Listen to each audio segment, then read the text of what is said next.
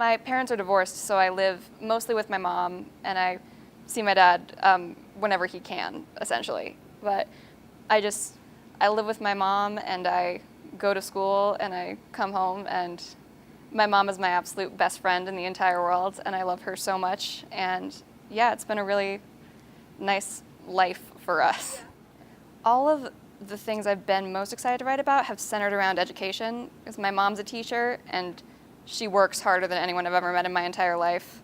And it's a really hard job, and a lot of people don't think it's a very glamorous beat, but it's so important because it's kind of the backbone of everything else you're ever going to write about. I started writing when I was about 5. My dad's a big writer and always was, me and my sister telling stories to each other and stuff. But it was my introduction to the work, so it shaped my like for it initially, which was really important because I was really completely had no idea what I was doing with journalism. I just had like vague images of like Lois Lane and Clark Kent in my head, so I really had no information.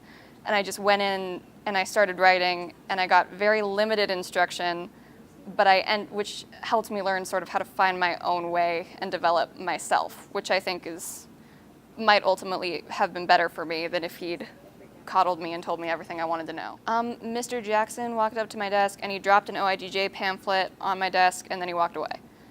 And that was how I found out about OIDJ. And then I came here and I completely fell in love with it, and now there's nowhere else in the world I can imagine being. I was vehemently opposed to going to OU for a very long time because I don't like football. But I came here just because it was a journalism camp. I came to OIDJ because I was interested in journalism. I really wasn't interested in OU. And then I came and I got to know Gaylord, and I just completely fell in love with it. And now it's just my place.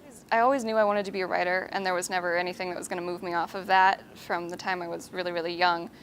But it didn't really occur to me that I maybe could be until I came to OIDJ.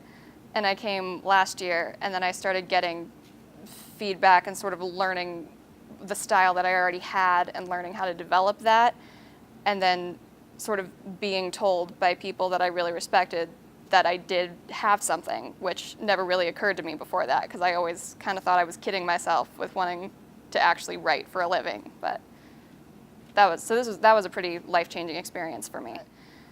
I got my first job writing just this last year. I'm writing sketches for a comedy group in Oklahoma City, and just actually being employed for the words that you're writing is just such a surreal thing that I feel like I'm going to wake up from any second. But it just kept growing from the time I figured out how to put words in different orders, and it still hasn't really stopped.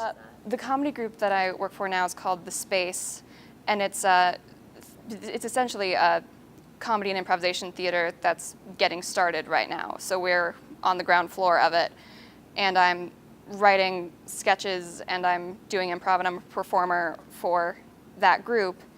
And we're going to be doing an hour-long sketch show that we wrote. That's going to be our fundraising show, and then we're going to be working out of a theater after that. And that's been really exciting. And that came out of the improv that I've been doing since I was 16. You know, it's using completely different parts of your brain, because journalism is no-nonsense writing, and then that is all-nonsense writing.